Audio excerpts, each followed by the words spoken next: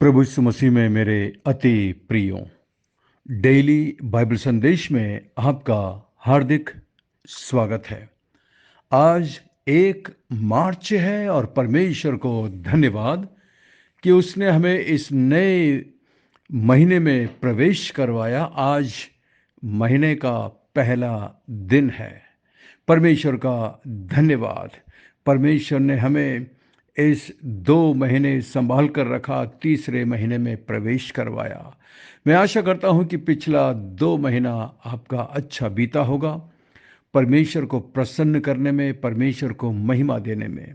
यदि पिछला 2 महीने में आप वो नहीं कर सके जो आप चाहते थे, यानी कि प्रभु के नज़दीकता में बढ़ना, बाइबल पढ़ना, प्रार्थना करना और परमेश्वर को प्रसन्न करने वाला जीवन जीना, यदि इनमें से कहीं पर भी आपकी कोई भी कमी रह गई हो, तो आप परमेश्वर से आज माफ़ी मांगे, क्षमा मांगे और इस नए महीने में जब उसने हमें प्रवेश करवाया है, तो परमेश्वर से हम पवित्र आत्मा की शक्ति, ताकत, बुद्धि और ज्ञान मांगे, ताकि इस नए महीने से, आज के 1 तारीख से, हम परमेश्वर को प्रसन्न करने वाला जीवन जिए। पिछले महीनों की, पिछले दिनों की उन असफलताओं को भूलकर इस नए महीने में एक नए तरीके से, नए जोश के साथ परमेश्वर में बढ़ना शुरू करें।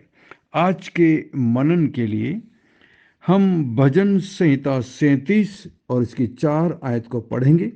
यहाँ पर लिखा है, यहोवा को अपने सुख का मूल जान और वो तेरे मनोरथों को पूरा करेगा।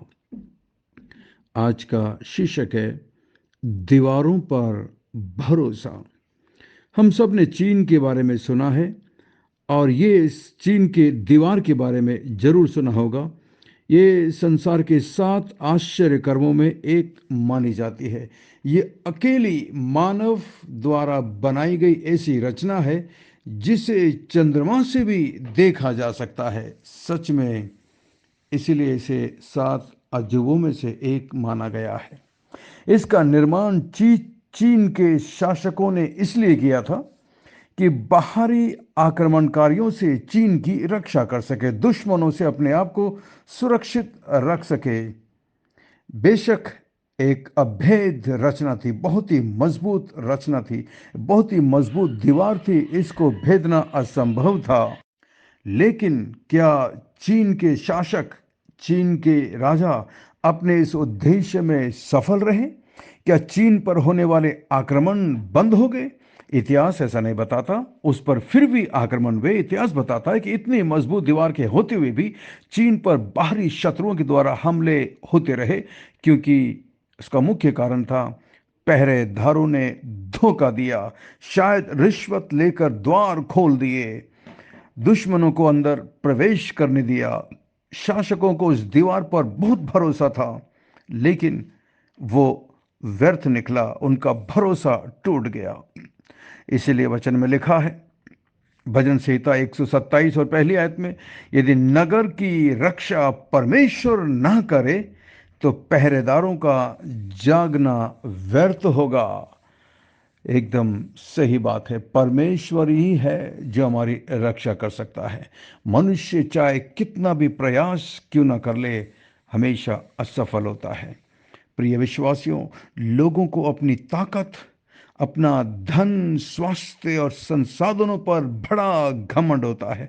वे सोचते हैं, मेरे पास ताकत है, मेरे पास तंदुरुस्ती है, मेरे पास रुपया है, और वो सोचते हैं कि मेरा कोई कुछ नहीं बिगाड़ सकता। दाऊद राजा ने भी अपने राज्यकाल में देखा और महसूस किया कि मनुष्य अपने परिश्रम और बुद्धि बल से कुछ नहीं कर सकता। इसलिए भजन संहिता 20 अध्याय और 7 में उसने कहा, किसी को रथों का, किसी को घोड़ों का भरोसा है, परंतु हम तो अपने परमेश्वर यहोवा ही का नाम लेंगे। जबकि दाऊद राजा बहुत ही सामर्थ्य था, उसके पास बड़ी सेना थी, लेकिन दाऊद का भरोसा भी अपने जीवित परमेश्वर पर था। प्रेरित याकूब भी चेतावनी देते हुए कहता है कि तुम जो ये कहते हो कि आज या कल हम किसी और नगर में जाकर व्यापार करके लाभ उठाएंगे और ये नहीं जानते कि कल क्या होगा। सच में मनुष्यों का जीवन पानी पर उठने वाले बुलबुले की तरह है, जमीन पर उगने वाले घास की तरह आज है, फूलता फलता है, लेकिन कुछ ही दिनों के बाद या कुछ ही समय के बाद वो दिखाई नहीं देते। ऐसा ही मनुष्य का जीवन है। फिर पता नहीं क्यों मनुष्य व्यर्थ घमंड करता है, सोचता है कि मैं सब कुछ हूँ। आज उन लोगों को देखिए जो राजनीति में है, जिनके पास रुपया पैसा कुछ ज़्यादा है, वो सोचते हैं कि वही ईश्वर है, वो सोचते हैं कि वही परमेश्वर है, वो जो चाहे कर सके। आज राजनीति में ऐसे कई लोग हैं। यदि आप इतिहास उठाकर देखेंगे, ऐसे कई लोग हुए जिनके पास सचमुच में बहुत ताकत थी, लेकिन आज उन सब की कब्रें आपको देखने को मिलेगी। हर व्यक्ति इस संसार को छोड़कर एक दिन जाता है। उसकी शक्ति, उसकी ताकत, उसकी संपत्ति उसे बचा नहीं पाती। प्रिय विश्वासियों, परमेश्वर हमें कहना चाहता है कि हम अपनी बुद्धि और अपने बल पर भरोसा ना करके हम संपूर्ण मन से परमेश्वर पर भरोसा, ताकि ताकि वो हमारा मार्गदर्शन कर सके, वो हमें रास्ता दिखा सके। दुनिया के सबसे बुद्धिमान व्यक्ति राजा सुलेमान ने भी अपने अनुभव के द्वारा यही कहा था। नीति वचन 3 और उसकी 5 से लेकर 6 तक में, अपनी दृष्टि में बुद्धिमान ना होना, वरन संपूर्ण मन से यहोवा पर भरोसा रखना। अपने आप से सवाल पूछिए, आपका भरोसा किस पर है? अपनी शक्ति पर, अपनी ताकत पर, अपनी तंदुरुस्ती पर, अपनी सुंदरता पर, अपने ज्ञान पर, अपनी धन संपत्ति पर? याद रखिए, समय के साथ साथ आपका भरोसा किस पर है? याद रखिए, आपकी धन संपत्ति, रुपया पैसा, एक दिन ये सब की सब खत्म हो जाएंगी। उम्र के साथ साथ आपकी सुंदरता, आपकी ताकत, आपके सोचने समझने की सामर्थ्य, आपके देखने की ताकत, हर चीज आप कमजोर होते जाएंगे। लेकिन जिस व्यक्ति का भरोसा परमेश्वर पर है, उसे किसी बात की चिंता नहीं होती, क्योंकि वो जानता है कि परमेश्वर हमारा सब कुछ है।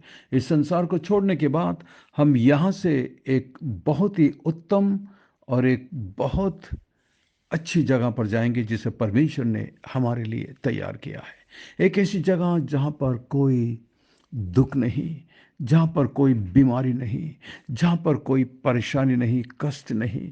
एक ऐसी जगह जहाँ पर अनंत काल के लिए परमेश्वर की शांति, अनंत काल के लिए हम परमेश्वर के साथ वास करेंगे। एक नया शरीर हमें दे दिया जाएगा, एक ऐसा शरीर जो कमजोरी क्या होती है नहीं जानता होगा। कितना अद्भुत वो समय होगा।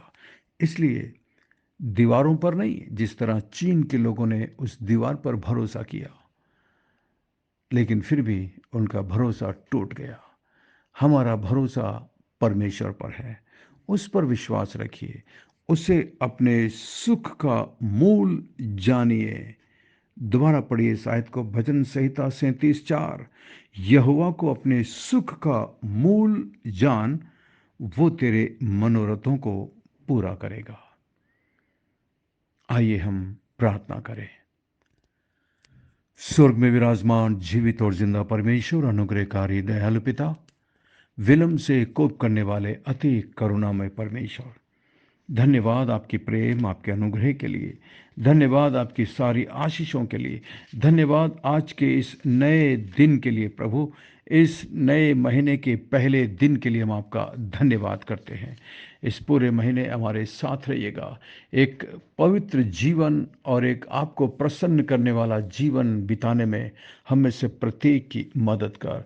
पिछले महीने में जो गलतियां, जो भूल हमसे हुई है प्रभु, हमें क्षमा कर, हमें माफ कर। अपने बेटे यीशु के लहू से हमें धोकर शुद्ध करिए प्रभु। धन्यवाद, धन्यवाद। मैं प्रार्थना करता हूँ हमारे बाइबल संदेश ग्रुप में जितने भी लोगों को आपने जोड़ा है प्रभु जी, एक परिवार की तरह प्रत्येक पर आपकी आशीष, आपकी दया, आपका अनुग्रह बना रहे।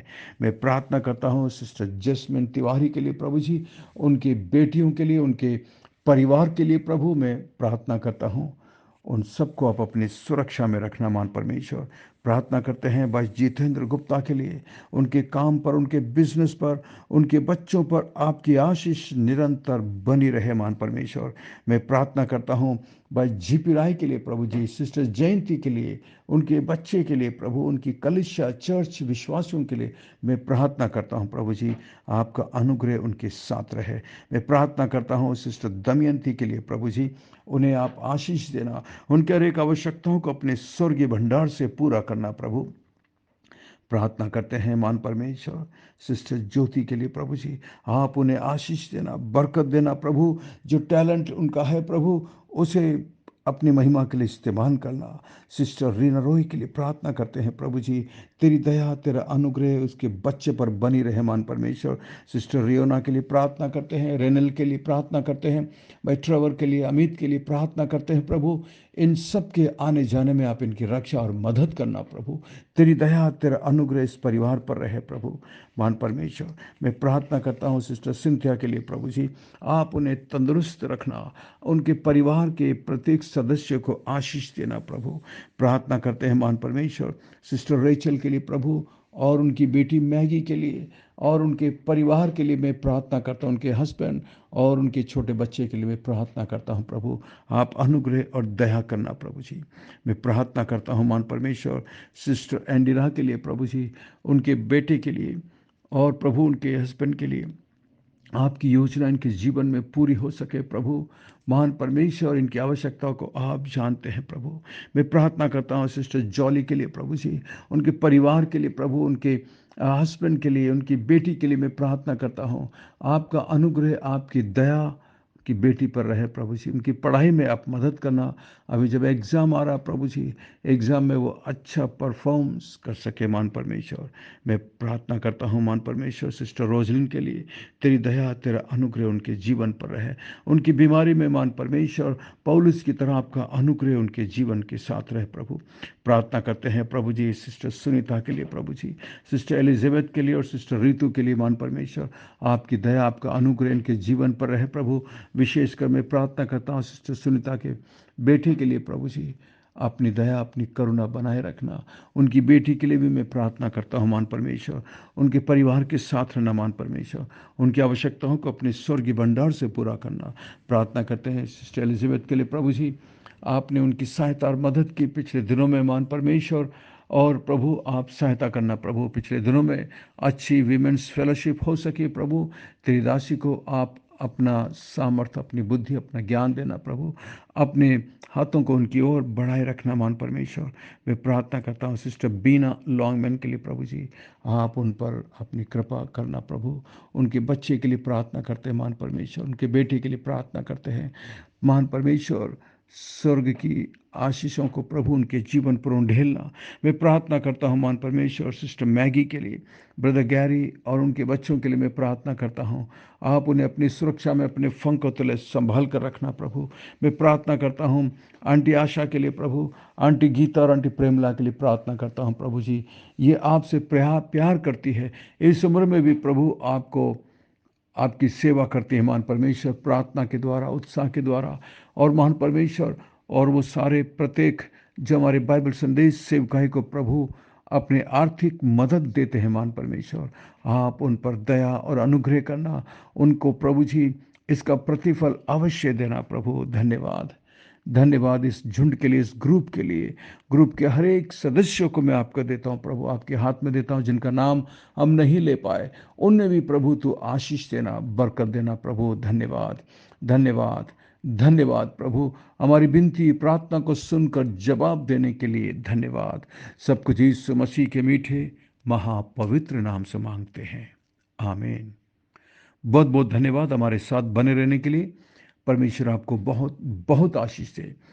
जिस तरह बहुत सारे लोग हमारी सेवकाई को सपोर्ट करते हैं, वैसे ही यदि परमेश्वर आपके दिल से बात करता है तो आप हमारे इसी नंबर पर अपनी भेंट, अपनी दशमांश, अपनी ऑफरिंग को आप भेज सकते हैं। आप ऑनलाइन पेमेंट कर सकते हैं, गूगल पे, फ़ोन पे और पेटीएम में, जैसा भी आप चाहें। परमेश्वर आपको बहुत बहुत आशीष दे।